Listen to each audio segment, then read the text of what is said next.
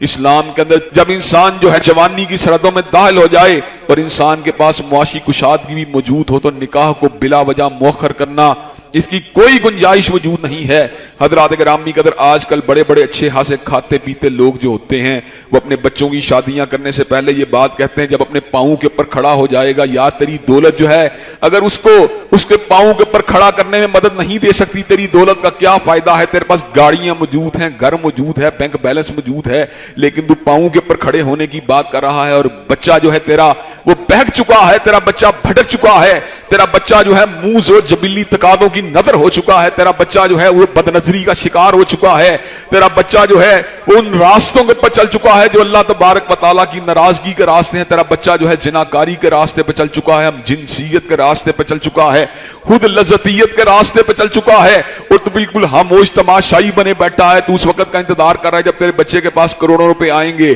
اور اس وقت تیرا بچہ جو ہے نکاح کے قابل ہو جائے گا۔ حضرات گرامی قدر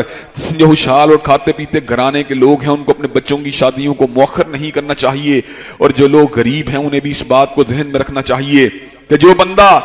پاک دامنی کے حصول کے لیے نکاح کرتا ہے اللہ تبارک و تعالیٰ اس کی غربت کو خود مٹانے کے ذمہ دار بن جاتے ہیں۔ اللہ تبارک و تعالیٰ اس امر کا اعلان فرماتے ہیں وَأَنكِحُوا الْأَيَامَ مِنكُمْ وَالصَّالِحِينَ مِنْ عِبَادِكُمْ وَإِمَائِكُمْ، اور شادیاں کرو جو بے نکاح ہیں تمہارے مردوں کے اندر سے، تمہاری عورتوں کے اندر سے، اور اللہ تبارک و تعالیٰ کے اعلان فرماتے ہیں یکونوا فقراء یغنیہم اللہ من فضلہ، اگر وہ فقیر ہوں تو اللہ تبارک و تعالیٰ ان کو اپنے فضل و کرم سے غنی کر دے گا۔ حضرات گرامی قدر یہ نکاح سے دوری کے راستے